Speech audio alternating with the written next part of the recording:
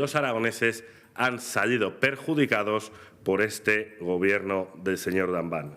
Un gobierno, además, que acaba la legislatura tal y como la empezó, con anuncios, con promesas incumplidas y con el voy a hacer, pero luego no hago. Dambán comenzaba la legislatura anunciando, justo una semana antes de las elecciones del 2019, que a Andorra iban a llegar 5 empresas y se iban a crear cientos de puestos de trabajo.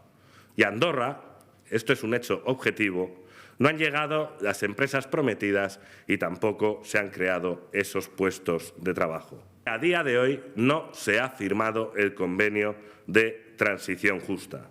El comercio, al igual que otros muchos sectores, no recibieron ayudas hasta que el Gobierno de España inyectó 141 millones de euros al Gobierno de Aragón. Una incapacidad del Gobierno de Aragón para gestionar estos fondos provocó que se devolviera más de la mitad del dinero. Y finaliza la legislatura con otro anuncio, con la creación de un modelo energético propio para Aragón. El modelo propuesto por el Gobierno de Aragón incumple la normativa estatal del sector eléctrico.